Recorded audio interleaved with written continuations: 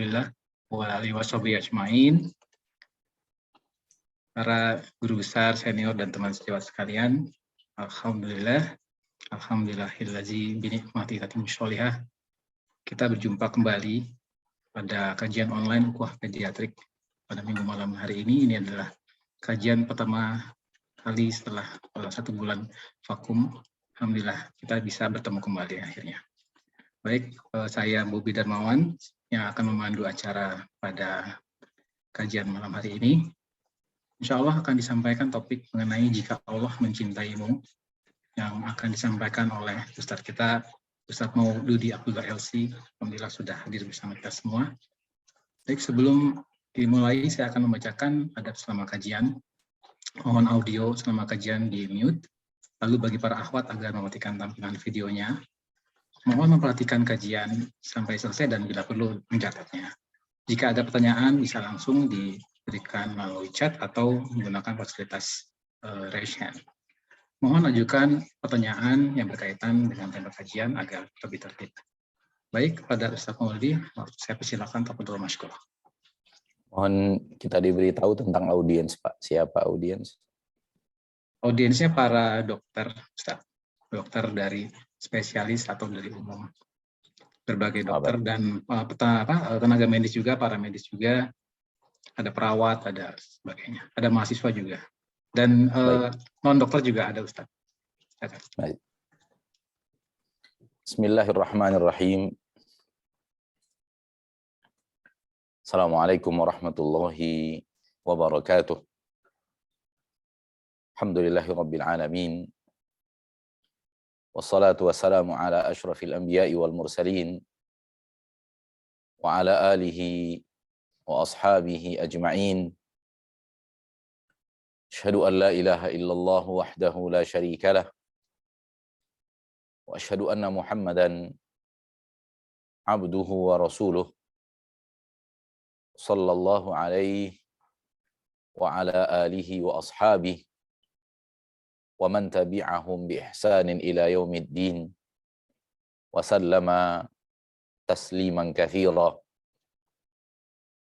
Ya ayyuhalladzina amanu taqullaha haqqa tuqatih wa la tamutunna illa wa antum muslimun. Ya ayyuhan nasu taqu rabbakumul ladzi khalaqakum min nafsin wahidah wa khalaqa minha zawjaha وبث منهما رجالا كثيرا ونساء واتقوا الله الذي تساءلون به والأرحام إن الله كان عليكم رقيبا يا أيها الذين آمنوا اتقوا الله وقولوا قولا سديدا يصلح لكم أعمالكم ويغفر لكم ذنوبكم ومن يطع الله ورسوله فقد فاز فوزا عظيما. أما بعد فإن أصدق الحديث كتاب الله وخير الهدي هدي محمد صلى الله عليه وسلم وشر الأمور محدثاتها فإن كل محدثة بدعة وكل بدعة ضلالة wa kullu dhalalatin finnar. Saudaraku, saudariku, kaum muslimin wal muslimat, al musyahidin wal musyahidat, dimanapun Anda sekarang berada, rahimani wa rahimakumullah. Pertama-tama sekali, mari kita bersyukur kepada Allah Tabaraka wa Ta'ala yang maha pengasih, lagi maha penyayang, yang telah mencurahkan kepada manusia kasih sayang yang tiada tara dan tiada terhingga. Rasulullah SAW bersabda di dalam hadis yang sahih dari Imam Bukhari dari Anas bin Malik radhiyallahu taala anhu wa ardahu, beliau bersabda sallallahu alaihi wasallam, "Lallahu arhamu bi'ibadihi min hadhihi biwaladiha." Sungguh Allah Subhanahu wa ta'ala lebih mengasihi dan menyayangi hambanya lebih daripada kasih sayang wanita ini kepada anaknya. Allah mengasihi, menyayangi hamba-hambanya lebih daripada kasih sayang wanita ini kepada anaknya. Dan ketika itu, di hadapan Rasulullah SAW dan para sahabat, ada seorang wanita yang sedang menggendong bayinya. Rasulullah SAW mengucapkan hadis tersebut, Allah lebih sayang kepada kalian para hamba, lebih daripada sayangnya wanita ini kepada anaknya. Kasih sayang seorang ibu kepada anak adalah kasih sayang yang terhebat dari makhluk kepada makhluk. Akan tetapi kasih sayang Allah kepada hambanya lebih daripada itu. Dan untuk membahas satu persatu kasih sayang Allah Tabaraka wa Ta'ala kepada kita, maka ini adalah pembicaraan yang sangat panjang. Betapa Allah Tabaraka wa Ta'ala telah memberikan kepada manusia aneka ragam rahmat dan nikmat yang tak terhitung. Betapa Allah Tabaraka wa Ta'ala Rabbul Izzati wal Jalalah menurunkan kepada mereka tuntunan Al-Quran. Bagaimana Allah Tabaraka wa Ta'ala mengirim kepada mereka teladan para nabi dan para rasul. Bagaimana Allah Tabaraka wa Ta'ala memberikan kepada mereka akal yang sesuai dengan syariat, fitrah yang sesuai dengan agama. Bagaimana Allah Tabaraka wa Ta'ala tidak langsung mengadab mereka dan menghukum mereka ketika mereka bersalah. Tapi Allah Tabaraka wa Ta'ala memberikan kesempatan yang sangat panjang untuk memohon ampunan dan menjanjikan ampunan dan menerima permintaan maaf. Bagaimana Allah Tabaraka wa Ta'ala menyiapkan ampunan sampai di padang mahsyar. Maka seperti yang saya katakan tadi, bahasan tentang rahmat dan nikmat Allah kepada hambanya sangatlah panjang. Oleh karena itu hal yang wajib bagi seorang muslim dan muslimah untuk mengetahui bahwa dia disayangi dan dicintai Allah. Dirahmati oleh Allah dengan rahmat yang tiada tara dan tiada terhingga. Hari demi hari yang dia lalui bergelimang dengan kasih sayang dan rahmat Allah Subhanahu wa Ta'ala tersebut. Salawat dan salam kepada Nabi kita tercinta, Rasul kita yang mulia, suri tauladan kita Nabi Muhammad bin Abdullah sallallahu alaihi wasallam. Dan beliau adalah suri tauladan kita.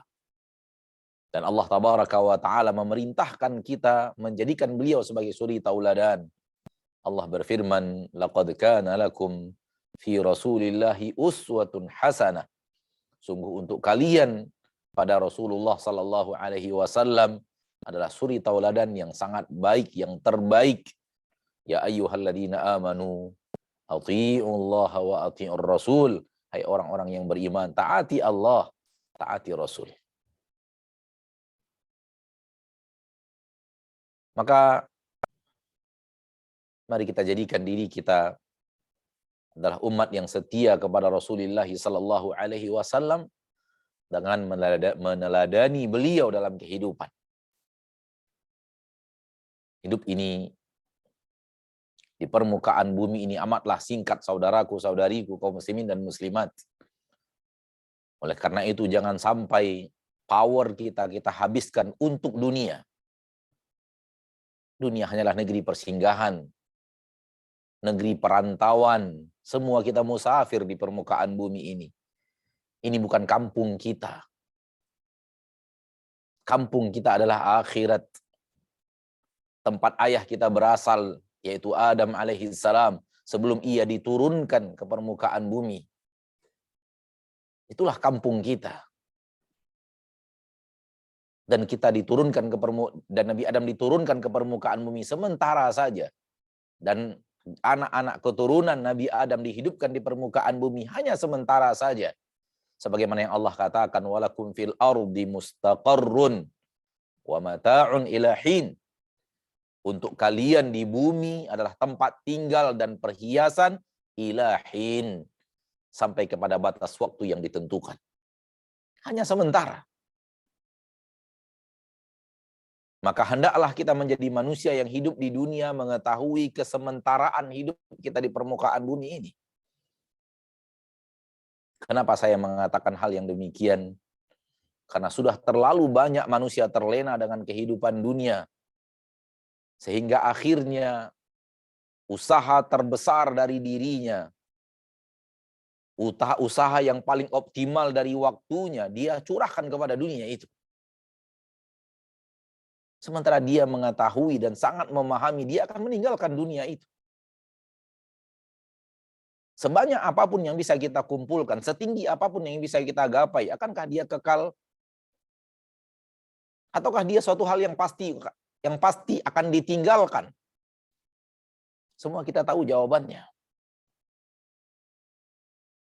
Oleh karena itu Nabi SAW orang yang cerdas. Oleh karena itu Nabi SAW mengatakan orang yang cerdas adalah orang yang akan mempersiapkan negeri yang akan dia tuju. Bukan melakukan persiapan yang optimal untuk sesuatu yang akan dia tinggalkan. Di dalam hadis Rasulullah SAW bersabda, al-kayyisu man dana nafsuhu wa amila lima ba'dal maut.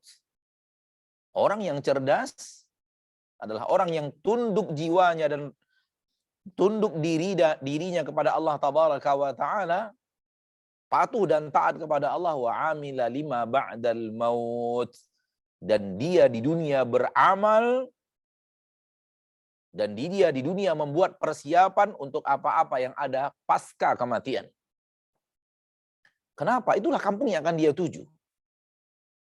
Itulah negeri yang akan dia datangi. Ke sana dia akan dikembalikan.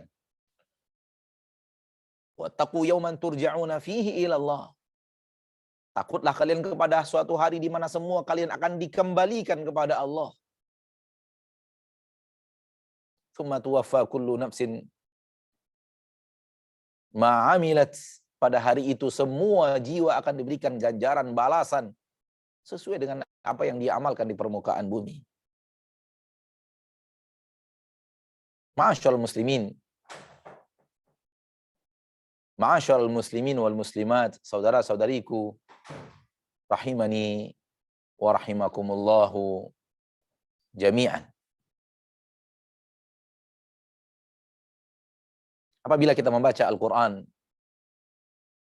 dan kita membolak-balik Al-Qur'an, apalagi kita membacanya dengan memahami kandungan makna yang ada di dalamnya, maka kita tidak akan temukan satu lembar Al-Quran pun yang tidak berbicara tentang hari akhir. Kita tidak akan menemukan satu lembar Al-Quran pun yang tidak berbicara tentang hari akhirat. Setiap lembaran-lembaran Al-Quran akan mengandung bahasan tentang hari akhirat. Mungkin bicara tentang kematian dan apa yang ada setelahnya. Mungkin bicara tentang kondisi padang mahsyar. Mungkin bicara tentang timbangan yaumil mahsyar. Mungkin berbicara tentang penduduk surga, penduduk neraka. Apa nikmat-nikmat yang ada di surga. Apa adab yang ada di neraka. Mungkin berbicara tentang penyesalan-penyesalan penduduk mahsyar. Mungkin juga berbicara tentang dialog penduduk mahsyar sesama mereka. Tentang orang yang mengikuti, meminta pertanggungjawaban kepada orang yang diikuti, dan berlepas dirinya orang-orang yang diikuti. Ketika bawahan meminta pertanggungjawaban kepada atasan, dan atasan berlepas diri dari ajakan yang selama ini dia ajak di permukaan bumi. Apa diskusi antara penduduk surga sesama penduduk surga? Apa yang dilakukan oleh penduduk neraka, diskusi antara penduduk neraka dengan malaikat penjaga neraka, semua itu bervariasi di dalam kitabullah azza wa jalla, di setiap lembaran-lembaran Al-Quran. Kenapa demikian? Karena memang ke sana kita akan kembali.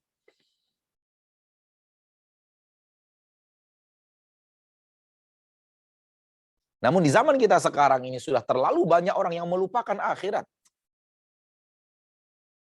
Terlalu banyak orang yang hidup untuk dunia.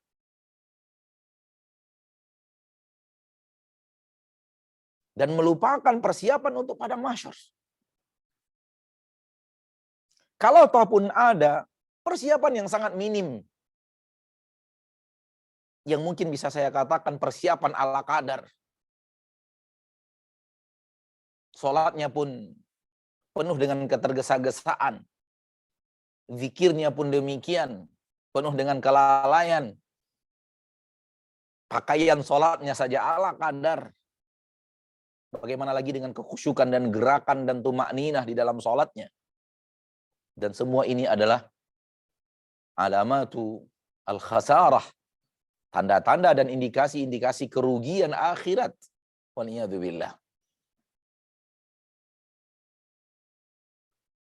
Ma'asyiral muslimin, ma'asyiral muslimat, semoga Allah menjaga kita semuanya, saya dan kita yang tergabung di acara ngajian online pada malam yang berbahagia ini. Semoga Allah jaga kita. Dan Allah tumbuhkan di dalam hati kita semangat untuk mengambil bekal sebanyak-banyaknya di permukaan bumi untuk kita bawa mati.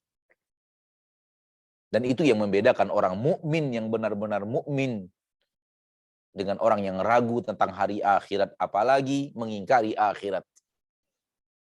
Orang mukmin benar-benar hidup untuk mengambil bekal sebanyak-banyaknya di kehidupan dia di permukaan bumi, untuk kehidupan dia di akhirat kelak. Allah berfirman, wa tazawwadu fa inna khairaz zadi taqwa.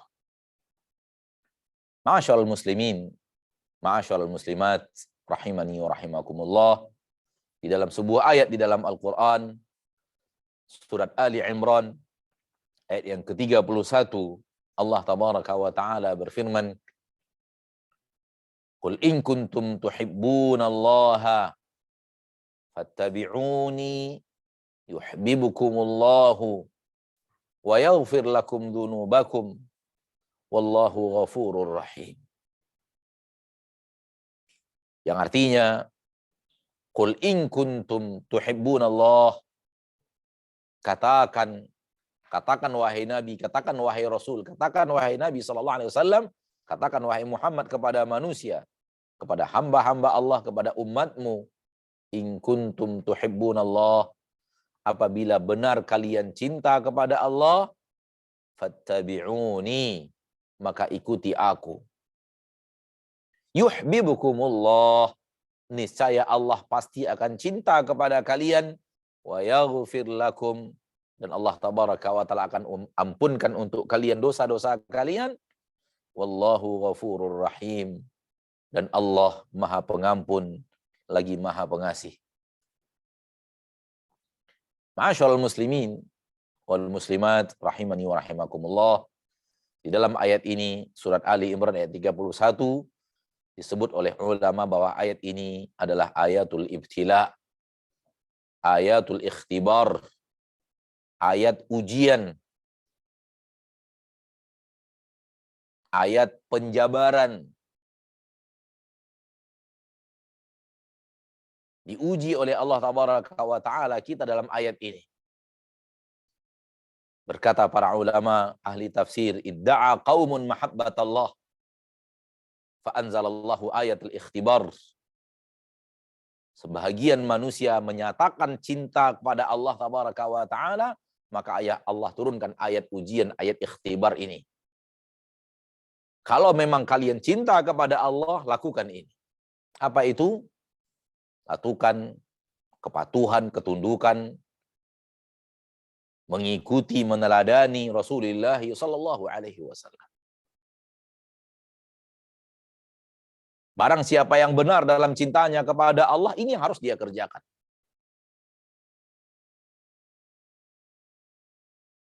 Apabila pengakuan cintanya kepada Allah tabaraka wa taala tidak diiringi, meneladani, mengikuti, mencontoh Rasul kita sallallahu alaihi wasallam, maka pernyataan cintanya kepada Allah hanya sekedar pernyataan lisan.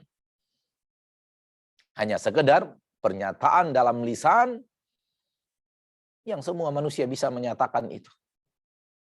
Sampai orang Yahudi, dan orang Yahudi adalah orang yang dilaknat oleh Allah tabaraka wa taala, menyatakan cintanya kepada Allah. Padahal di dalam ayat-ayat Al-Quran Allah banyak mengatakan la'annahum, kami laknat mereka. Di dalam Al-Quran Allah mengatakan waja'alna minhumul qiradata wal khanazira wa 'abadat taghut. Kami jadikan mereka itu, sebahagian daripada mereka itu, kera-kera dan babi-babi Disebabkan Allah murka kepada mereka. Namun mereka menyatakan cinta mereka kepada Allah. Bahkan mereka menyatakan lebih daripada itu. Mereka mengatakan kami adalah kaum yang dicintai Allah.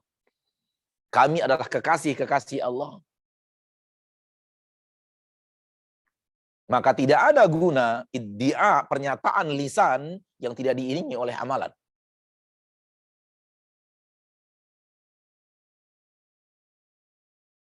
Pernyataan harus ada pembuktian. Dan pembuktian dari pernyataan cinta kepada Allah adalah ini. Fattabi'uni, ikuti aku. Teladani diriku. Nabi Muhammad SAW dibimbing khusus oleh Allah. Dan dijadikan manusia sempurna dalam tanda kutip. Manusia sempurna sebagai manusia hamba Allah. Karena kesempurnaan manusiawi tidak bisa disamakan dengan kesempurnaan ilahi.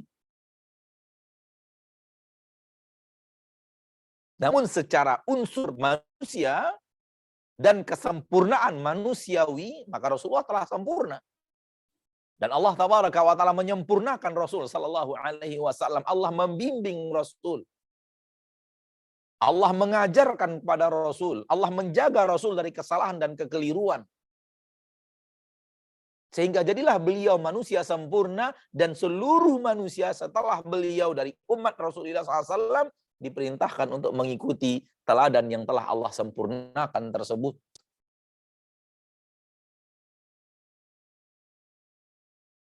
Begini yang Allah mau dari seorang hamba. Begini yang Allah inginkan dari seorang manusia.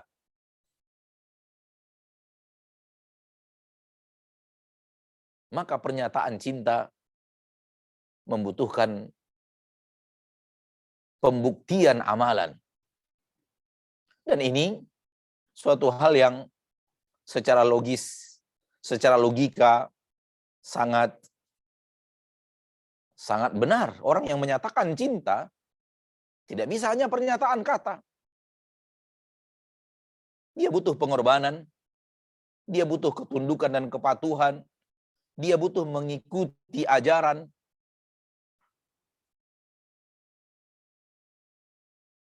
Dan seterusnya dan seterusnya. Ma'asyiral muslimin, ma'asyiral muslimat, rahimani wa rahimakumullah. Manakala itu telah dilakukan, manakala ketundukan dan kepatuhan kepada Rasul telah dilaksanakan, baru kemudian setelah itu akan mendapatkan hasilnya yuhibbukumullah. Niscaya Allah Tabaraka wa Ta'ala akan cinta kepada kalian. Kalau Allah sudah cinta kepada kalian, wa yaghfir lakum, Allah akan ampuni dosa dan kesalahan kalian. Semua kita bersalah. Semua kita pernah terjerumus ke dalam perbuatan yang salah dan keliru. Semua kita pernah melakukan dosa. Tidak ada manusia di permukaan bumi ini yang suci kecuali orang-orang yang Allah sucikan, dan itu pun telah semuanya telah diwafatkan oleh Allah, para nabi dan para rasul. Al-ismatu dufinat yauma dufinal Mustafa sallallahu alaihi wasallam. Sifat terpelihara dari dosa itu sudah terkubur di hari para sahabat menguburkan jasad Nabi kita tercinta Muhammad sallallahu alaihi wasallam. Maka manakala ada orang di zaman sekarang ini menyatakan gurunya maksum, kiyainya maksum, terpelihara dari dosa dan salah dan semua yang diucapkan benar, sudah indikasi bahwa ini aliran yang tidak benar. Bahwa ini adalah sekte yang salah dan keliru. Bahwa ini adalah pemahaman yang sesat. Sebaik-baik manusia setelah Nabi Muhammad adalah Abu Bakar radhiyallahu taala an, dan beliau berkata, hadza awradnil mawarid, sambil menunjuk kepada lisannya. Lisanku ini telah membawaku kepada kesalahan-kesalahan. Abu Bakar radhiyallahu taala anhu wa ardhahu. Para sahabat Nabi SAW ketika turun firman Allah di dalam Al-Quran, surat Al-An'am ayat 82, alladzina amanu wa lam yalbisu imanahum bidzulmin ulaika lahumul amnu wa hum muhtadun. Orang-orang yang beriman yang tidak mencampuri keimanan mereka dengan kezaliman, mereka lah orang-orang yang mendapatkan keamanan, dan mereka lah orang-orang yang mendapatkan hidayah. Apa syaratnya? Beriman dan tidak mencampuri keimanan dengan kezaliman. Datang mereka kepada Nabi kita tercinta. Siapa ini? Para sahabat. Ridwanullahi alaihim ajma'in. Sebaik-baik generasi umat Islam. Murid langsung Nabi kita tercinta. Muhammad sallallahu alaihi wasallam. Dan mereka berkata kepada Rasulullah SAW, ya Rasulullah, ayyuna lam yadhlim nafsah. Ya Rasulullah, siapa di antara kita yang tidak pernah menzolimi dirinya? Siapa di antara kita yang tidak pernah menzolimi dirinya? Artinya, siapa di antara kita yang tidak terjerumus dalam maksiat? Alangkah beratnya untuk mendapatkan keamanan, alangkah beratnya untuk mendapatkan hidayah, kalau syaratnya adalah tidak pernah berbuat maksiat. Tidak pernah berbuat zalim kepada dirinya sendiri, atau yang tidak pernah menzolimi diri dengan berbuat maksiat. Siapa di antara kita yang tidak pernah berbuat maksiat, ya Rasulullah? Siapa ini? Para sahabat. Akankah ada orang setelah wafatnya para sahabat kemudian diyakini bahwa dia tidak pernah terjerumus ke dalam dosa dan kesalahan? Semua yang dia lakukan adalah benar, semua kata-katanya harus diikuti karena semuanya adalah ainul haq, kebenaran yang benar-benar absolut. Maka ini indikasi kebatilan, waliyadzubillah. Maka ketika Allah mencintai hamba, yang akan Allah lakukan adalah Allah akan ampuni dosa-dosanya. Karena fitrah manusia bersalah. Kullu bani Adam khata'. Saya dan kita semuanya tanpa terkecuali. Semoga Allah jaga kita. Semoga Allah tutupi aib kita. Semoga Allah maafkan di yaumil mahsyar. Tapi itu janji Allah kalau Allah sudah cinta. Wallahu ghafurur rahim. Dan Allah tutup ayat dengan nama dan sifatnya, yaitu Ghafur. Nama Allah Ghafur, sifatnya pemaaf. Ar-Rahim, nama Allah Ar-Rahim. Sifat Allah di dalamnya adalah Maha Penyayang. Dan orang yang akan Allah ampuni, Allah akan sayangi. Orang yang Allah ampuni akan Allah sayangi. Oleh karena itu sering sekali di dalam Al-Quran kita temukan nama Allah Ghafur, setelahnya Allah menyebut namanya Ar-Rahim. Innallaha kana ghafurur rahima. Sesungguhnya Allah tabaraka wa ta'ala Maha Pengampun dan Maha Penyayang. Kenapa? Untuk mendapatkan sayang Allah harus melalui ampunan Allah. Oleh karenanya juga di dalam Al-Quran Allah menyebut pengampunan sebelum surga. Allah menyebut pengampunan sebelum Allah menyebut surga. Di dalam beberapa ayat di dalam Al-Quran. Sari'u ila maghfiratin min rabbikum wa jannah. Berlomba-lombalah kalian menuju ampunan Rabb kalian dan menuju surga. Berlomba menuju ampunan dan berlomba menuju surga. Lihat, disebut pengampunan, kemudian disebut surga. Di dalam ayat yang lain, sabiqu ila maghfiratin min rabbikum wa jannah. Berlomba-lombalah kalian menuju ampunan Rabb kalian dan surga. Disebut ampunan, disebut surga. Di dalam Al-Quran dan dalam ayat yang lain Allah berfirman, innal ladzina yakhshawna rabbahum bil ghaibi lahum maghfiratun wa ajrun kabir. Dalam surat Al-Mulk, sesungguhnya orang yang takut kepada Allah pada saat tidak ada orang yang melihatnya, pada saat kesendiriannya, lahum maghfiratun, untuk mereka ampunan, wa ajrun kabir, dan ganjaran pahala yang sangat besar, yaitu surga. Sebelum Allah menyebut surga, Allah menyebut ampunan. Kenapa? Karena sebelum disayangi, diampuni terlebih dahulu. Oleh karena itu pengampunan di padang mahsyar sebelum seorang, semoga kita termasuk di antaranya, dipersilahkan Allah untuk masuk ke dalam surganya dan dipilih oleh Allah untuk menjadi penduduk-penduduk surganya, harus melalui pengampunan dari Allah Rabbul Izzati wal Jalalah. Ma'asyarul muslimin, ini ayat yang disebut oleh para ulama dengan ayatul ikhtibar. Ayat ujian untuk mereka-mereka yang menyatakan cinta kepada Allah. Siapapun di antara kita, kalau ditanya seorang muslim yang ikhlas dalam keislamannya, apakah Anda mencintai Allah? Dia akan mengatakan ya. Apakah Anda mencintai Rasulullah? Dia akan mengatakan ya. Lalu bagaimana ucapan itu? Diterimakah? Apakah dinyatakan pernyataan yang jujurkah?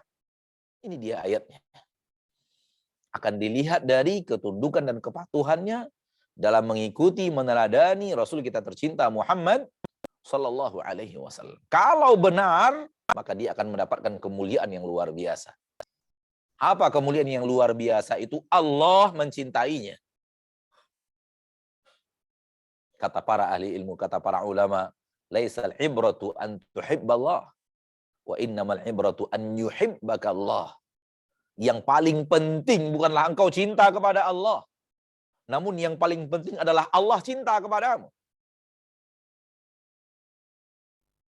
Yang paling penting itu bukan engkau mencintai Allah, itu nggak terlalu penting.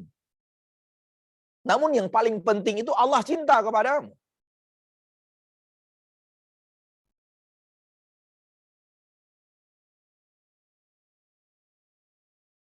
Adapun cinta hamba kepada Allah boleh saja diucapkan, dinyatakan, tetapi Allah tidak cinta kepada hambanya. Karena hamba yang menyatakan cinta kepada Allah itu tidak berhak untuk mendapatkan cinta Allah.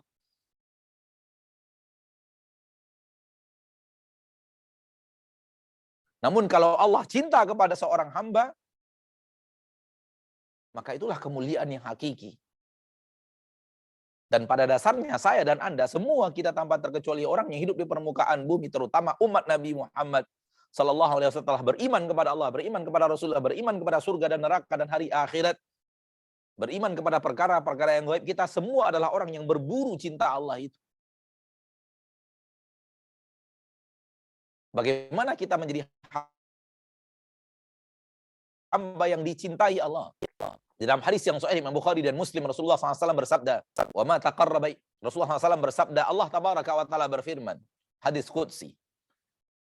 Allah berkata, Allah berfirman, "Wa ma taqarraba ilayya 'abdi bi syai'in ahabba ilayya mimma aftaradtuhu 'alaihi wa la yazalu 'abdi yataqarrabu ilayya bin nawafil hatta uhibbah." Tidaklah hambaku mendekatkan dirinya kepadaku lebih kucintai dibanding dia mendekatkan dirinya kepadaku dengan perkara-perkara yang kuwajibkan kepada dirinya. Amalan kita yang paling dicintai Allah adalah amalan yang Allah wajibkan kepada kita.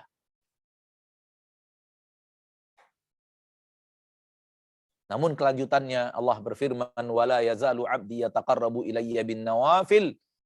Dan hambaku senantiasa akan mendekatkan dirinya kepadaku dengan ibadah-ibadah yang sunnat, yang tidak kuwajibkan, hatta uhibbah, sampai aku benar-benar mencintainya. Sampai aku benar-benar mencintainya.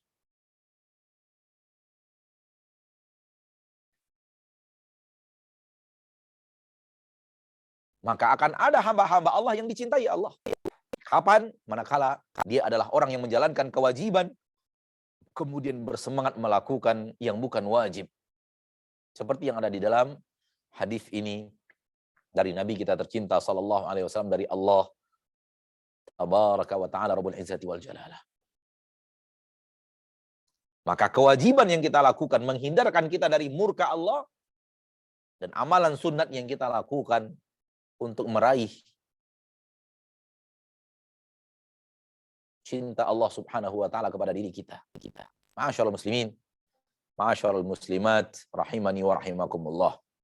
Di dalam Al-Quran juga, di dalam surah Al-Ma'idah ayat yang ke-54, Allah Tabaraka wa Ta'ala berfirman, "Ya ayyuhalladzina amanu man yartadda minkum an dinihi fasawfa ya'tillahu biqaumin yuhibbuhum wa yuhibbunah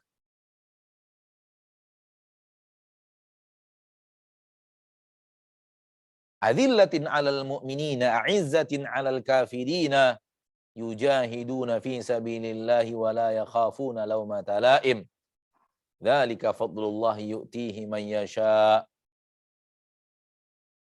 wallahu wasi'un 'alim."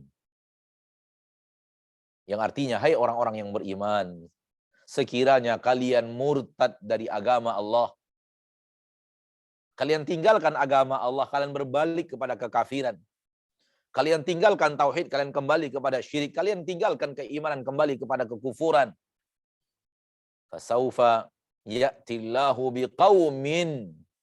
Allah pasti akan datangkan kaum yang selain kalian. Yuhibbuhum wa yuhibbunah. Allah mencintai mereka. Mereka mencintai Allah. Seperti yang tadi kita katakan, ada kaum-kaum yang dicintai Allah Rabbul Izzati wal Jalalah. Allah akan datangkan kaum yang Allah cinta kepada mereka, mereka pun cinta kepada Allah. Kaum tersebut adillatin 'alal mu'minin, pengasih dan penyayang kepada kaum mukminin. A'izzatin 'alal kafirin, tegas kepada orang-orang kafir. Yujahiduna fi sabilillah, mereka adalah kaum yang senantiasa berjihad, berjuang menegakkan agama Allah. Wala yakhafuna fillah wala yakhafuna laumata laim, dan mereka tidak gentar terhadap celaan siapapun yang mencela mereka. Ini di antara sifat orang-orang yang dicintai Allah. Pengasih dan penyayang kepada kaum mukminin, tegas berhadapan dengan orang-orang kafir, dan selalu berjuang menegakkan agama Allah, dan tidak gentar dengan segala cacian dan makian. Dzalika fadlullahi yu'tihi man yasha. Itu adalah anugerah Allah, kemuliaan yang Allah berikan kepada orang-orang yang Allah inginkan. Wallahu wasi'un alim. Allah maha luas anugerahnya, maha luas kasih sayangnya, alim, dan maha mengetahui segala sesuatu. Maka saya dan Anda tanpa terkecuali adalah orang yang berburu cinta Allah kepada dirinya. Dan pasti ada di antara hamba-hamba Allah yang Allah cintai. Dan itu tidak khusus kepada generasi pertama umat Islam, yaitu para sahabat. Dan itu masih terbuka luas untuk hamba-hamba Allah sampai Allah menutup usia dunia, bumi beserta seluruh isinya. Akan tetapi yang hanya telah diberitahu bahwa dia dicintai Allah hanyalah generasi pertama umat Islam. Allah telah sayang kepada mereka, Allah ridho kepada mereka, Allah mencintai mereka, adalah generasi para sahabat. Akan tetapi yang ingin saya katakan adalah pintu itu tidak tertutup. Pintu itu terbuka luas bagi siapapun yang ingin dan mau. Seperti yang ada di dalam ayat ini. Sifat yang ada dalam ayat ini terbuka luas untuk seluruh kaum mukminin sampai dunia kiamat. Jadilah orang yang pengasih dan penyayang kepada kaum mukminin, jadilah orang yang tegas terhadap mereka-mereka yang menyebarkan kekufuran. Jadilah orang yang menegakkan agama Allah tabaraka wa ta'ala Rabbul Izzati wal Jalalah. Dan jangan pernah gentar terhadap celaan siapapun yang mencela, cacian siapapun yang mencaci, seperti yang dicontohkan oleh Nabi kita tercinta sallallahu alaihi wasallam. Imam Ibnu Qayyim al-Jauziyah rahimahullah di dalam kitab beliau Madarijus Salikin berbicara tentang kaum-kaum yang dicintai Allah dan apa yang akan Allah berikan kepada mereka manakala mereka dicintai Allah. Apa yang akan Allah berikan kepada mereka? Bagaimana Allah mengarahkan hidup mereka manakala mereka sudah dicintai Allah? Mari kita bacakan beberapa sifat yang dibawakan oleh beliau dalam kitab ini. Indikasi-indikasi di jiwa seorang hamba, dalam pengamalan seorang hamba, dari indikasi-indikasi dia adalah hamba yang dicintai Allah. Sekali lagi saya mengatakan indikasi, karena tidak ada kepastian, saudaraku.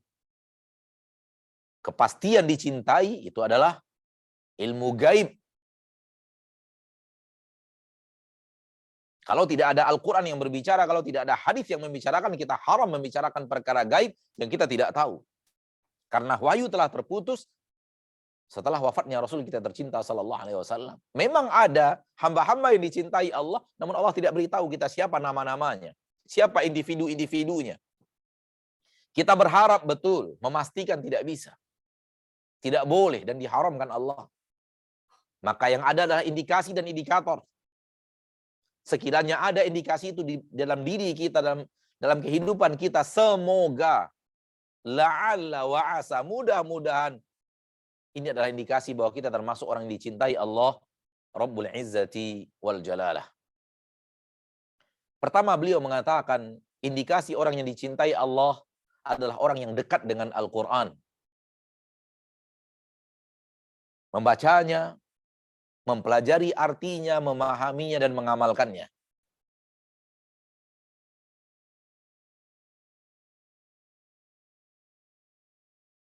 Manakala seorang hamba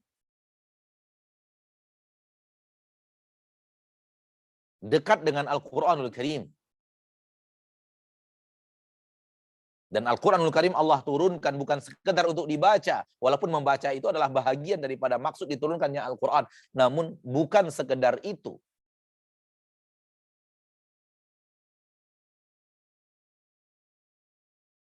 Al-Quran diturunkan untuk diikuti.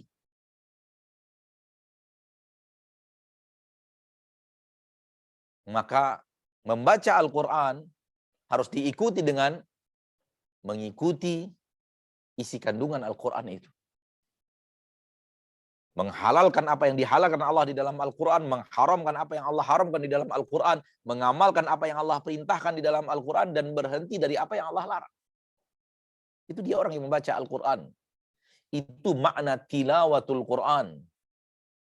Tilawah artinya bukan sekedar membaca, tetapi membaca dan mengikuti.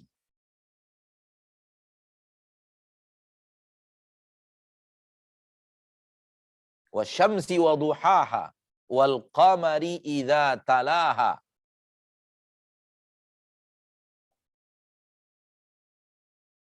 Demi matahari dan waktu duha dan bulan yang mengikutinya. Tala yatlu, mengikuti.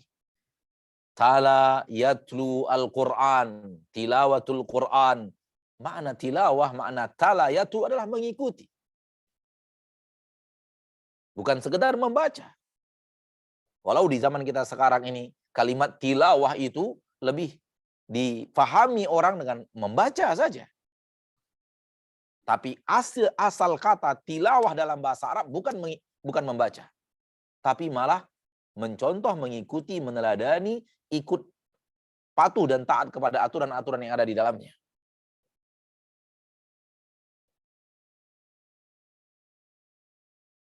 Bagaimana tidak? Al-Quran adalah hidayah yang Allah turunkan. Di dalamnya lah petunjuk terhadap manusia. Di dalamnya lah aturan-aturan kehidupan, rule kehidupan ada di dalam Al-Quranul Karim. Datang dari Allah yang menciptakan kita. Bagaimana mungkin orang yang mengaku cinta kepada Allah jauh dari Al-Quran? Bagaimana mungkin itu?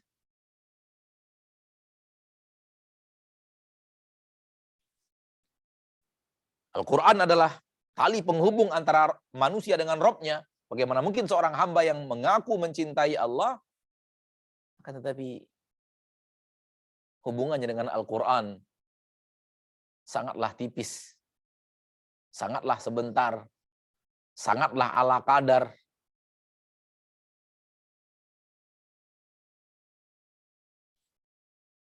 Innama yakhsyallaha min ibadihi ulama. Yang akan benar-benar takut kepada Allah dari hamba-hambanya adalah orang-orang yang berilmu. Kenapa berilmu? Karena dia membaca Al-Quran. Memahami Al-Quran. Mengerti perintah-perintah Allah di dalam Al-Quran dan mengikutinya. Mengerti larangan-larangan Allah di dalam Al-Quran dan meninggalkannya. Itulah para ulama. Bukan sekedar orang yang tahu, hafal ayat, hafal hadis, dan pun tidak mengikuti Al-Quran tersebut. Ini justru orang-orang yang dimurkai Allah Rabbul Izzati wal Jalalah. Ini yang pertama. Yang kedua, indikasi seorang dicintai Allah Tabaraka wa Ta'ala adalah orang yang rajin beramal ibadah yang tidak wajib, yang sunnat, yang mustahab. Hadisnya sudah kita bacakan tadi, riwayat Imam Bukhari dan Muslim. Hadis qudsi ketika Allah mengatakan wala yazalu 'abdi yataqarrabu ilayya bin nawafil hatta uhibbah. Senantiasa hambaku mendekatkan dirinya kepadaku dengan ibadah-ibadah yang nawafil, ibadah-ibadah yang sunnat, yang tidak wajib, hatta uhibbah. Sampai aku benar-benar mencintai hamba itu. Maka ini merupakan indikasi akan cinta Allah kepada seorang hamba. Hamba itu diarahkan oleh Allah hidupnya untuk beramal amalan-amalan yang tidak hanya peduli kepada ibadah wajib, namun dia juga peduli kepada ibadah yang tidak wajib. Dia juga rajin mengamalkan ibadah-ibadah sunnah, salatnya, infaknya, puasanya,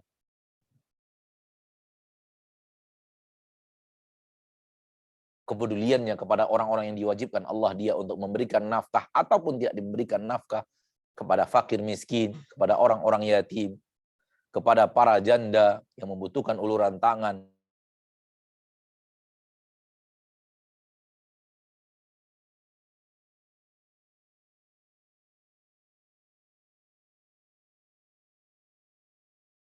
Rajin mengamalkan ibadah-ibadah yang dicintai oleh Allah Rabbul Izzati wal Jalalah.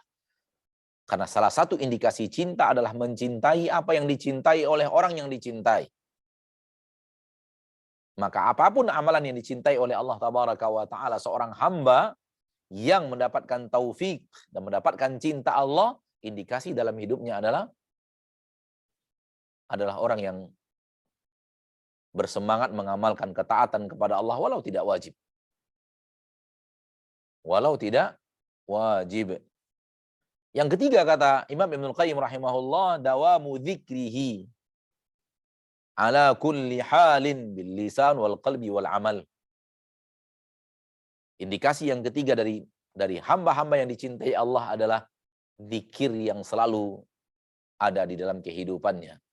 Ingatnya kepada Allah Tabaraka wa Ta'ala, baik secara hati, ingat di dalam hati kepada Allah, secara lisan, lisannya berzikir, menyebut-nyebut Allah, memuji dan memuliakan Allah, atau mengingatkan orang lain kepada Allah, membicarakan Allah dalam lisannya. Kemudian berzikir kepada Allah dengan anggota badannya, diarahkan anggota badan itu kepada hal-hal yang bersifat mengingat Allah, beribadah kepada Allah Subhanahu wa Ta'ala. Allah berfirman di dalam Al-Quran surah Ar-Ra'd, alladzina amanu wa tatma'innu qulubuhum bidzikrillah ala bidzikrillah tatma'innul qulub. Orang-orang yang beriman yang hati mereka akan tenang dan tentram dengan zikir kepada Allah. Zikir di dalam ayat ini maknanya zikir secara luas, bukan hanya zikir lisan, namun seluruh yang berhubungan dengan mengingat Allah, beribadah kepada Allah masuk di dalam ayat ini. Ini indikasi dari indikasi seorang hamba yang mendapatkan cinta Allah Subhanahu wa Ta'ala Rabbul Izzati wal Jalalah. Yang keempat, itharu mahabbatihi ala mahabbihi. Lebih mendahulukan kecintaan Allah dibanding kecintaan dirinya sendiri. Lebih mendahulukan apa yang Allah cintai dari apa yang dia cintai. Kadang-kadang diri kita menginginkan sesuatu, namun kita tahu Allah tidak suka. Sementara jiwa ini ingin, nafsu ini mengajak kepada itu. Nafsu ingin menyuruh kita melakukan itu karena keinginan. Dia mendahulukan keinginan Rabbnya dibanding keinginan dirinya. Dia mendahulukan apa yang Allah cintai dibanding apa yang dia cintai. Mendahulukan keinginan Allah dibanding keinginan pribadi. Memenangkan apa yang Allah cintai dibanding apa yang dia cintai. Ini pekerjaan yang tidak bisa kita hasilkan kecuali dengan latihan panjang.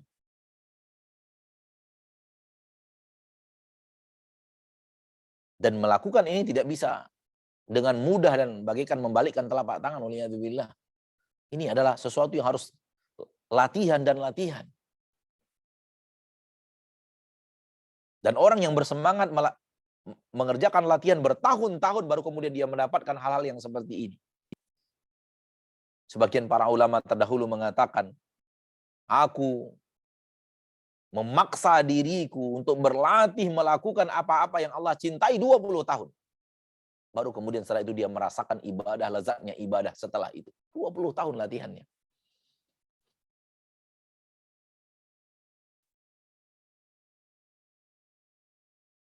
Maka gunakan hidup kita ini untuk mendahulukan apa yang Allah cintai dibanding apa yang kita cintai. Allah memberikan kepada kita nikmat bukan untuk sesuatu yang Allah haramkan kepada kita. Namun jiwa kita, nafsu kita, syahwat kita mengajak kepada itu. Wa ma ubarri'u nafsi inna nafsa la'ammaratun bisu. Sesungguhnya jiwa mengajak kepada keburukan. Pada saat hal itu terjadi, dahulukan apa yang Allah mau dibanding apa yang kita mau. Dahulukan apa yang Allah cintai dibanding apa yang kita cintai. Berikutnya kata beliau, tanda-tanda seorang hamba dicintai Allah, dia selalu berusaha untuk memahami, berilmu tentang nama-nama Allah dan sifat-sifat Allah. Dia belajar siapa Rabb-nya. Dia berilmu tentang Rabb-nya. Tentang Allah tabaraka wa ta'ala dan sifat-sifat Allah tabaraka wa ta'ala Rabbul Izzati wal Jalalah. Saudaraku, saudariku, kaum muslimin dan muslimat, merupakan sebuah keharusan untuk kita mengerti tentang Allah. Bagaimana Allah, bagaimana sifat-sifat Allah, apa nama-nama Allah dan sifat-sifat Allah tabaraka wa ta'ala. Dan merupakan seharusan kepada kita untuk memiliki buku-buku yang berhubungan dengan ma'rifatullah, mengenal Allah. Al-Quran Allah turunkan, di antara hal yang terbesar dalam Al-Quran adalah Allah memperkenalkan kepada kita dirinya. Saya adalah yang seperti ini, saya melakukan ini, saya menurunkan ini, saya yang memberikan ini, saya yang menghalangi, saya yang memberikan manfaat, saya yang menghalangi mudarat, saya yang mengangkat mudarat apabila mudarat itu terjadi. Semua ini Allah bicara tentang dirinya. Saya yang pengasih dan penyayang, saya yang menerima taubat, saya yang mengampuni, saya yang mencintai hamba-hamba yang sabar.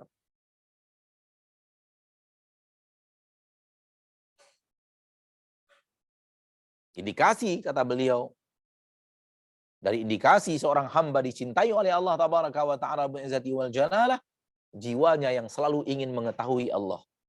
Jiwanya tenang ketika sudah berbicara tentang Allah tabaraka wa ta'ala Rabbul Izzati wal Jalalah.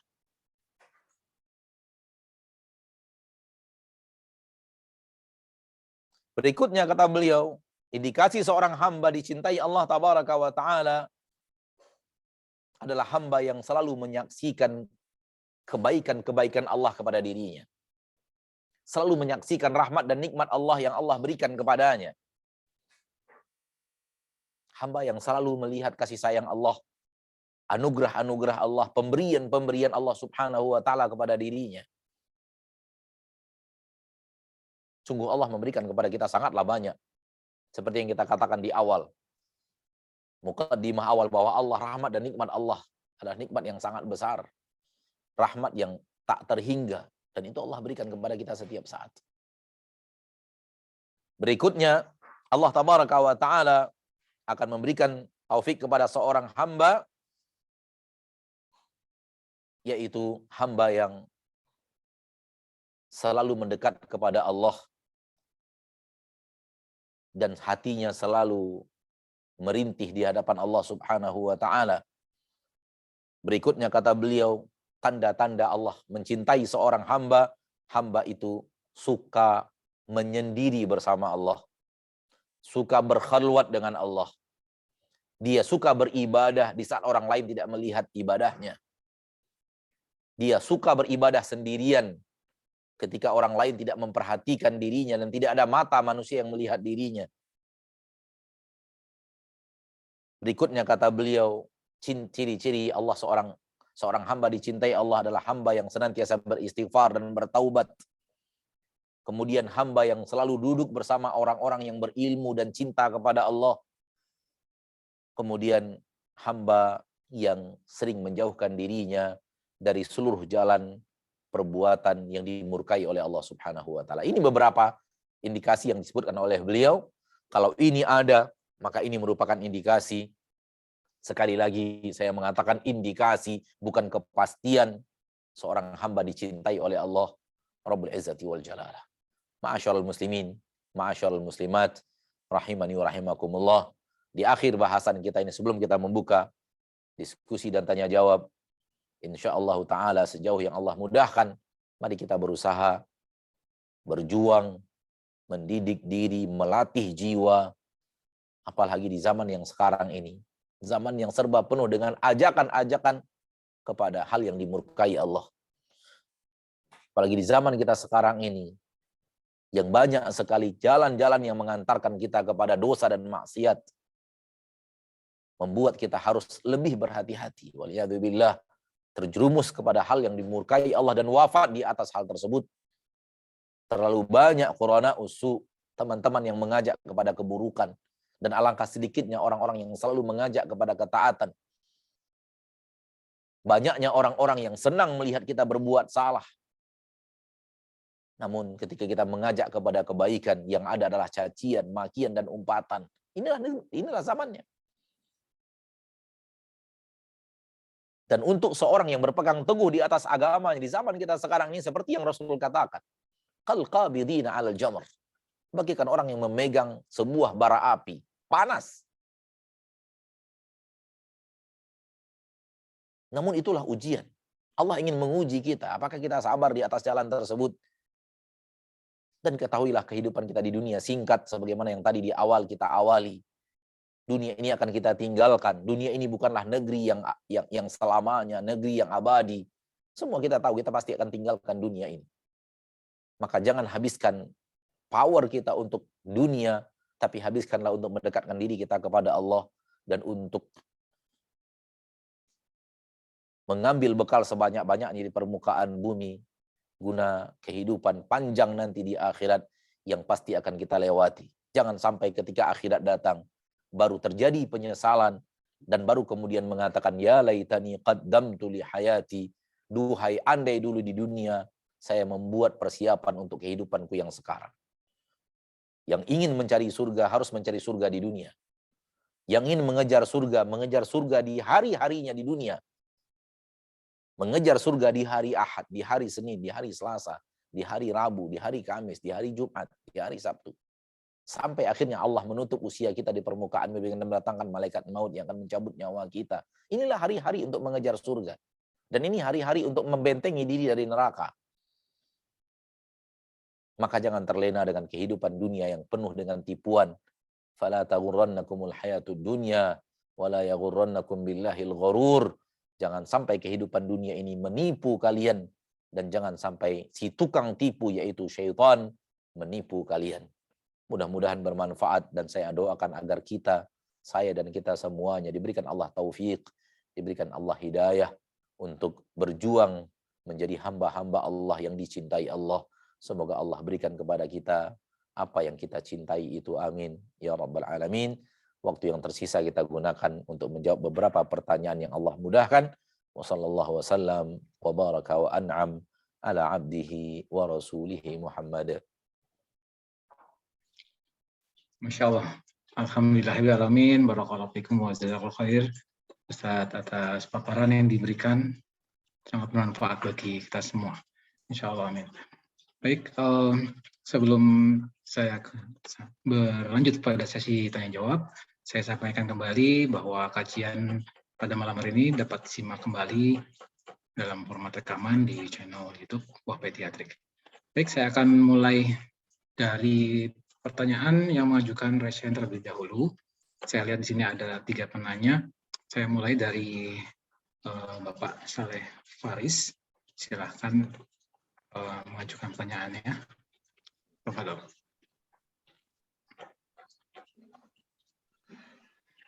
Assalamualaikum warahmatullahi wabarakatuh.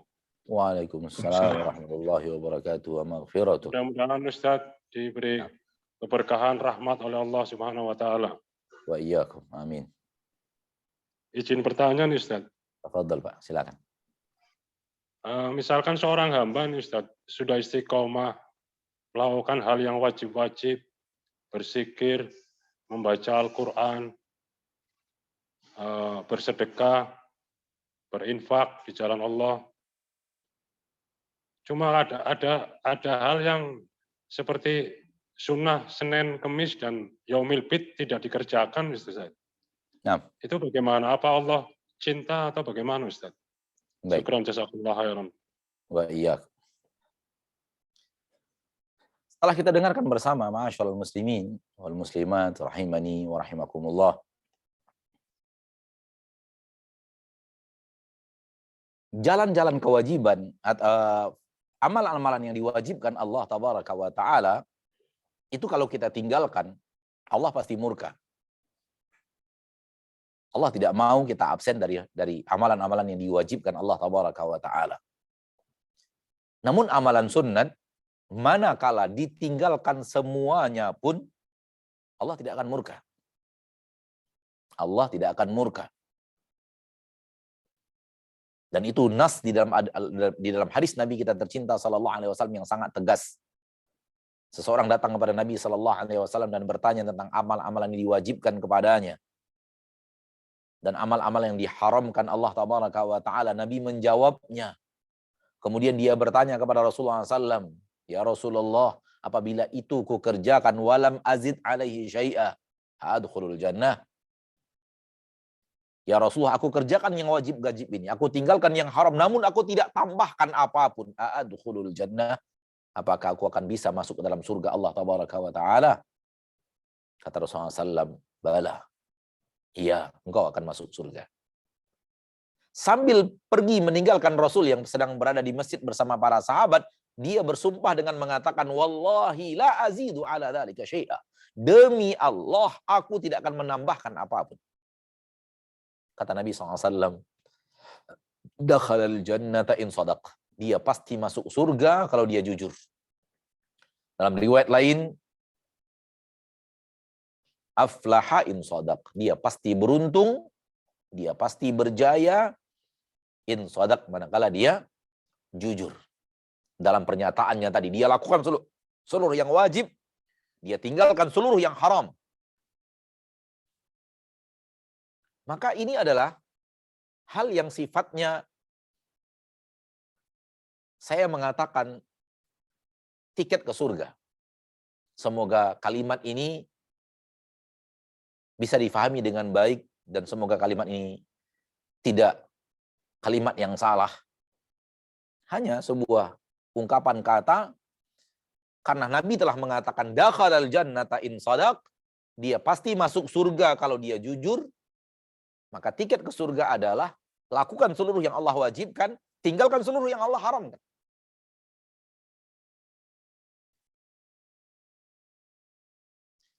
Namun berhubungan dengan ibadah sunat, Allah tidak mewajibkan kita ibadah sunat tersebut. Namun kalau kita rajin melakukannya akan menambah cinta Allah kepada kita. Sehingga Allah benar-benar cinta kepada hamba itu. Dan ibadah sunat bukanlah gimana ya? Saya tidak mengatakan ibadah sunat itu harus dilakukan semuanya. Sehingga tidak mesti makna ibadah sunat itu seluruh yang sholat sunat dikerjakan, seluruh yang puasa sunat dikerjakan, seluruh yang nafkah sunat dikerjakan. Siapa yang sanggup? Siapa yang sanggup melakukan? Siapa yang punya multi talenta melakukan ibadah-ibadah sunat itu? Kecuali hanya beberapa segelintir kecil manusia. Maka insya Allah, seperti yang tadi Bapak tanyakan, telah melakukan infak dan sedekah, telah rajin membaca Al-Quran, dan kemudian, namun dia memiliki kekurangan di dalam berpuasa, mungkin disebabkan tugas-tugas yang harus dia lakukan setiap hari, sehingga sulit baginya berpuasa, namun mudah baginya berinfak, mudah baginya membaca Al-Quran, mudah baginya untuk sholat malam. Maka lakukan ibadah sunat sesuai dengan yang dimudahkan oleh Allah. Namun saya menambahkan sedikit, usahakan ibadah sunat yang kita mampu melakukannya, ibadah sunat yang kita suka mengerjakannya, berusahalah menjadi yang terbaik dari orang-orang di sekitar kita. Ini saya tambahkan. Dari apa yang tadi saya katakan. Contoh, saya untuk berpuasa susah, sulit. Karena ini, dan karena ini. Saya orangnya mudah haus, mudah lapar, dan saya harus berbicara, sehingga bagi saya puasa sunat itu sulit, seperti yang tadi Bapak katakan. untuk Senin dan Kamis, puasa-puasa hari Ayyamul Bid sulit. Namun saya adalah orang yang dekat, suka membaca Al-Quran. Saya tambahkan, jadilah di dalam membaca Al-Quran itu orang yang mengalahkan orang-orang di sekitar kita dalam membaca Al-Quran itu. Jadilah yang terdepan di dalam ibadah tersebut. Atau kita lebih mudah bagi kita sholat malam, jadilah orang yang terbaik dalam sholat malam. Berusaha mengalahkan yang lainnya. Wallahu ta'ala, ini yang bisa saya jawab. Wallahu a'lam bishawab. Masya Allah, syukur Ustaz atas penjelasannya. Baik, saya akan menuju ke kolom chat terlebih dahulu sebelum ke tanya langsung. Assalamualaikum warahmatullahi wabarakatuh. Waalaikumsalam warahmatullahi wabarakatuh. Ustadz, mohon nasihatnya bagi orang yang telah menyia-nyiakan masa mudanya dahulu dengan tidak melakukan banyak ibadah. Bagaimana caranya mengejar ketertinggalan agar mendapat pahala yang banyak di sisa umur yang sudah tak lagi muda ini, Ustadz. Ma'asyiral muslimin, ma'asyiral muslimat rahimani wa rahimakumullah. Semua kita tanpa terkecuali belum ada yang sampai ke garis finish. Sehingga tidak ada kata terlambat. Siapa yang sampai ke garis finish, dialah orang yang telah sampai kepada akhir daripada perjuangan hidupnya. Dan garis finish bagi seorang mukmin adalah husnul khatimah. Garis finish bagi seorang mukmin adalah yang akan dia kejar, yang akan dia usahakan adalah husnul khatimah. Dia tutup usianya dengan sebuah amal saleh yang dia kerjakan sebelum malaikat maut mencabut nyawanya. Itu dia garis finish. Siapapun kita sebelum ini, apapun yang kita lakukan sebelum ini, belum mengarahkan kepada bahwa kita terlambat. Jangan pernah menganggap bahwa sesuatu yang terjadi sebelum ini itu menghalangi kita untuk lebih dahulu sampai ke garis finish. Kita lihat orang lain yang dari kecil hidup di pesantren, dari kecil menghafal Al-Quran, belum dia balik, dia sudah dekat dengan ayat-ayat Allah Tabaraka wa Ta'ala. Sementara saya di masa muda saya adalah orang yang tidak seperti itu. Jangan anggap saya terlambat dan dia. Jangan. Kenapa? Anda dan dia sama-sama berjalan ke garis finish. Siapa yang sampai kepada husnul khatimah lebih dulu, dialah yang sampai ke garis finish lebih dulu. Allah tidak pernah peduli dengan masa lalu kita. Al-ibratu bil khawatim. Ini yang dikatakan oleh para ulama.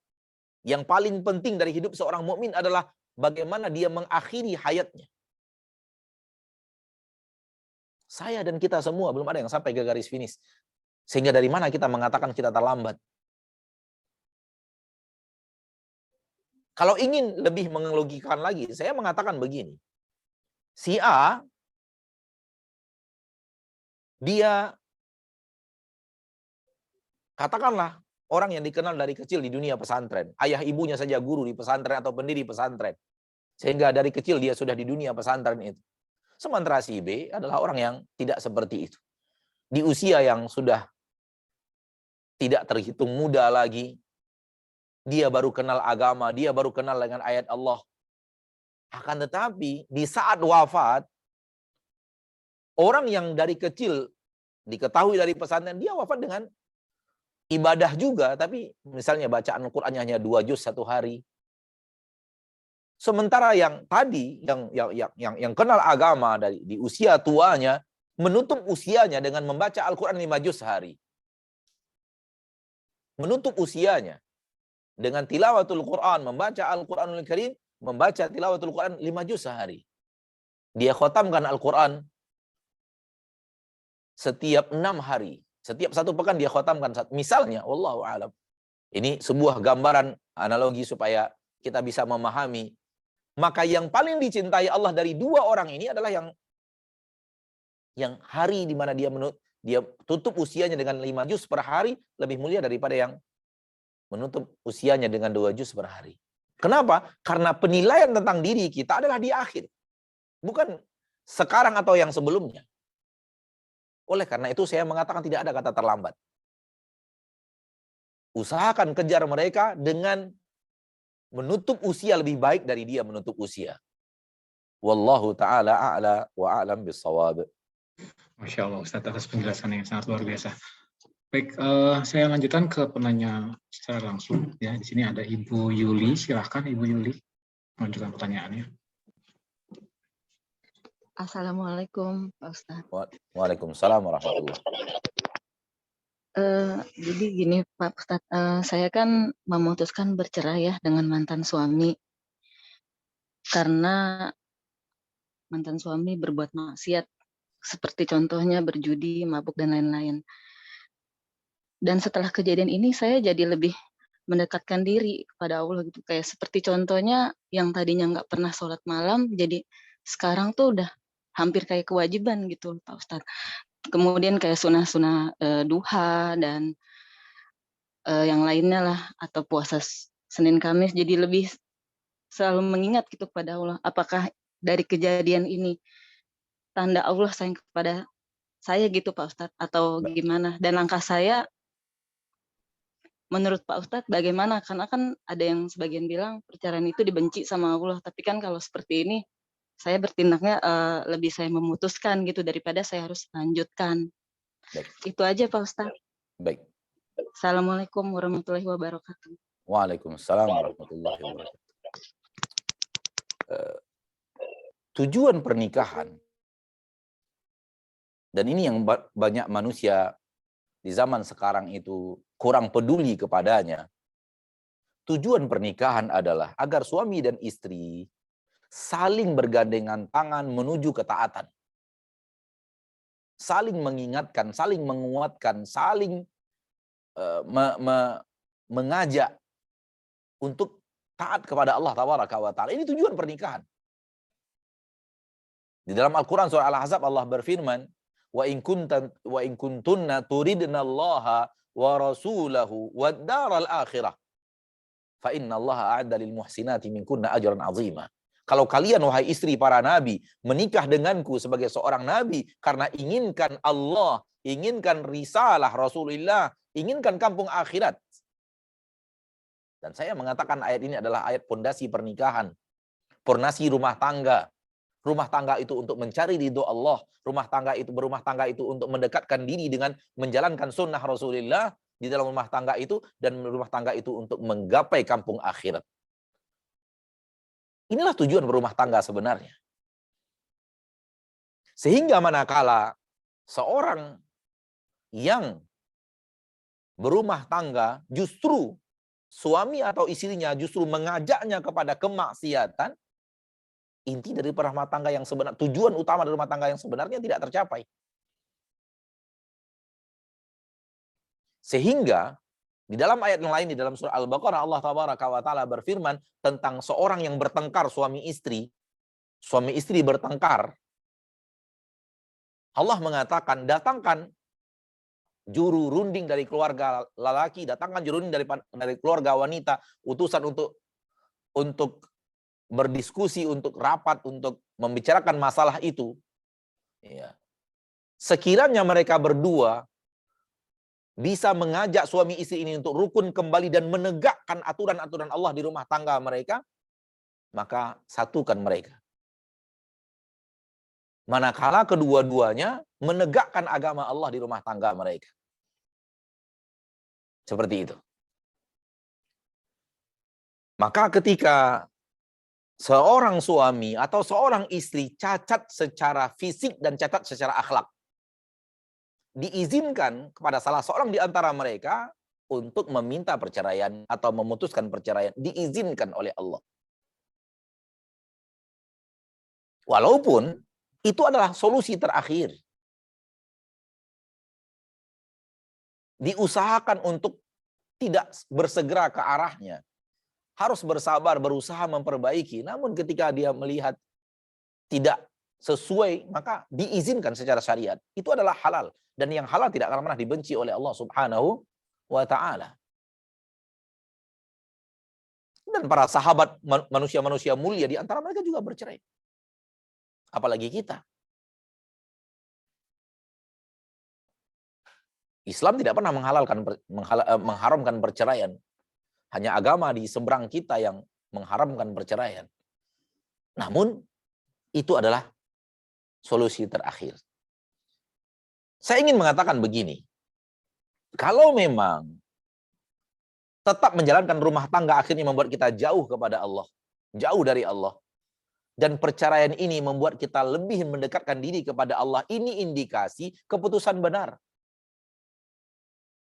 Ini indikasi keputusan benar. Saya tidak berani memastikan benar ya, tapi indikasi menuju bahwa keputusan sudah benar. Justru setelah tidak ada suami, kita lebih dekat kepada Allah Ta'ala. Selama ini ada penghalang antara kita dengan Allah bernama suami.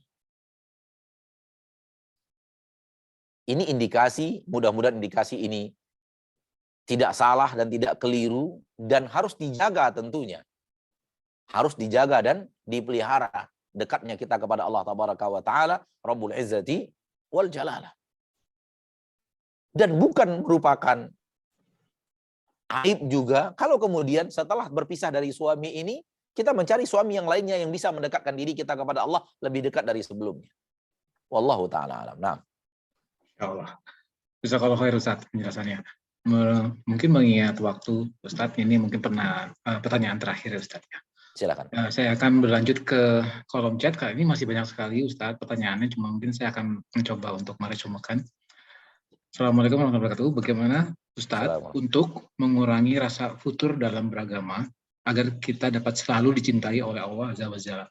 Sebab ada kalanya kita kalah dengan hawa nafsu sehingga menzolimi diri sendiri. Terima kasih Ustaz atas penjelasannya. Iya. Futur terjadi kepada seorang hamba biasanya disebabkan maksiat. Dan ini mayoritas. Mayoritas jiwanya melemah. Mayoritas jiwanya susah diajak kepada ketaatan. Jiwanya datang rasa malas beribadah. Mayoritasnya terjadi karena maksiat. Disebabkan mata yang mungkin kurang terjaga, atau telinga yang disebabkan telinga yang kurang terjaga. Para ulama ketika berbicara tentang iman, mereka mengatakan al-imanu tasdiqun bil qalb wa qaulun bil lisan wa amalun bil arkan yazidu bit ta'ah wa yanqusu bil ma'siyah. Iman itu adalah dibenarkan, hati membenarkan, lisan mengucapkan, anggota badan mengamalkan, akan bertambah dengan melakukan ketaatan dan akan berkurang disebabkan kemaksiatan. Maka ketika dia berkurang, indikasi bahwa telah terjadi maksiat. Apa yang harus dilakukan? Yang harus dilakukan adalah cari penyebabnya. Sekarang saya terjadi futur. Apa penyebab futur itu? Mungkin karena saya bersahabat dengan si A dan duduk bersamanya, safar bersamanya. Mungkin karena saya menyaksikan A dan B, menyaksikan ini dan itu. Mata saya kurang saya rawat dan kurang saya jaga, sehingga mata itu masuk dari mata itu maksiat dan berpengaruh kepada hati. Maka seorang yang terjebak ke dalam apa yang tadi ditanyakan, dia harus mencari penyebab itu. Dan ketika dia menemukannya, dia memutuskan. Pertama kali dia putuskan dulu maksiat itu. Tali maksiat yang menyebabkannya futur itu diputuskan. Baru setelah itu, dia paksakan dirinya untuk kembali berbuat taat sambil berdoa kepada Allah Ta'ala untuk mengembalikan semangat ibadahnya. Istiqamah secara agama kita bukanlah berarti kita melakukan ketaatan dan kita selalu di atas ketaatan tanpa terjerumus ke dalam kesalahan. Itu bukan istiqamah. Bukan itu yang istiqamah. Karena itu bukan sifat manusia. Sesuatu yang bukan sifat manusia tidak akan bisa dikerjakan oleh manusia. Kalau dosa dan maksiat terjadi sekali-sekali, kemudian kita bertaubat lagi dan melanjutkan lagi estafet istiqamah, walau kemudian setelah sekian waktu terjerumus lagi, bangkit lagi, istiqamah lagi, itulah dia istiqamah. Hilangkan di dalam pikiran kita, ma'asyiral muslimin, istiqamah itu adalah di atas ketaatan tanpa terjerumus ke dalam kemaksiatan dan kemudian berakhir di atas ketaatan dengan wafat di atas ketaatan taat. Ini bukan sifat manusia. Ini sifat malaikat. Maka fahami apa istiqamah. Istiqomah tidaklah seperti yang tadi kita katakan selalu di atas ketaatan terus tanpa terjerumus. Siapa manusia yang sanggup untuk melakukan itu? Nggak ada. Akan tetapi ketaatanmu kepada Allah jauh lebih banyak dibanding saat engkau terjerumus ke dalam jebakan iblis. Taat, dan taat kepada Allah lalu terjerumus. Taubat lagi. Bangkit lagi melakukan ketaatan. 6 bulan, 7 bulan terjerumus lagi. Taubat lagi, istighfar lagi. Istiqamah lagi 5 bulan, 6 bulan, 10 bulan ke depan. Sehingga masa untuk berbuat maksiat, terjadinya maksiat jauh lebih minim daripada masa yang dihabiskan untuk ketaatan. Kalau itu yang terjadi, niscaya Allah Tabaraka wa Ta'ala tidak akan pernah menzalimi hambanya. Allah akan wafatkan hambanya di atas ketaatan itu. Dan itu dia istiqamah. Rasulullah SAW bersabda, ada seorang hamba yang berbuat maksiat, lalu dia bertaubat kepada Allah, minta ampun kepada Allah, lalu dia beribadah. Kemudian beberapa waktu lama setelah itu dia berbuat maksiat lagi, minta ampun kepada Allah Tabaraka wa Ta'ala.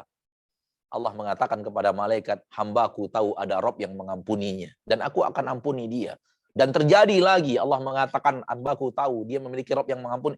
Dan terjadi berulang-ulang sampai Allah mengatakan, inilah hambaku yang tahu siapa Robnya, yang mengampunkan dirinya, dan saya tidak peduli dengan apa yang dia lakukan, terjerumusan yang dia lakukan. Falyaf'al ma syaa. Terjerumuslah dia sesuai apa yang dia kehendaki. Kalau memang selalu setelah itu melakukan taubat kepada Allah dan beristighfar kepada Allah Tabaraka, dan kemudian melanjutkan estafet ketaatan, lalu terjerumus, itulah sifat manusia. Jadi jangan pernah merasa bahwa istiqamah itu adalah tak selama-lamanya tak terjerumus ke dalam dosa dan maksiat, akan tetapi istiqamah adalah waktu yang kita habiskan untuk ibadah dan ketaatan jauh lebih luas, jauh lebih banyak dibanding masa-masa di mana syaitan berhasil menjebak langkah kita ke dalam kemaksiatan. Sampai di sini pertemuan kita pada kesempatan yang berbahagia ini, semoga bermanfaat. Semoga Allah Tabaraka wa Ta'ala Rabbul Izzati wal Jalalah menjadikan kita hamba-hambanya yang mengejar cinta Allah dan menghasilkan cinta Allah itu. Walau kita tidak pernah tahu, namun harapan besar selalu kita harapkan. Namun doa-doa kita kepada Allah selalu kita pintakan agar kita dipilih menjadi hamba yang dicintai, diridhoi, dan diberikan taufik oleh Allah kepada ridhonya dan surganya. Amin. Ya Rabbal Alamin. Subhanakallahumma wa bihamdika. Asyhadu an la ilaha illa anta. Astaghfiruka wa atubu ilaik. Alhamdulillahi Rabbil Alamin. Assalamualaikum warahmatullahi wabarakatuh. Waalaikumsalam warahmatullahi wabarakatuh. Barakallahu fikum wa jazakallahu khair Ustaz atas penjelasan yang sangat luar biasa. Semoga yang telah disampaikan dapat kita jalankan dan menambahkan ilmu serta meningkatkan iman kita semua. Amin ya Rabbal Alamin. Demikian para guru besar senior Majid sekalian. Saya ucapkan mohon maaf kepada para penanya yang tidak sempat disebutkan pertanyaannya karena berhubung waktu. Kembali saya memberitahukan bahwa kajian ini dapat disimak kembali pada channel YouTube UKOH Pediatrik berupa format rekaman.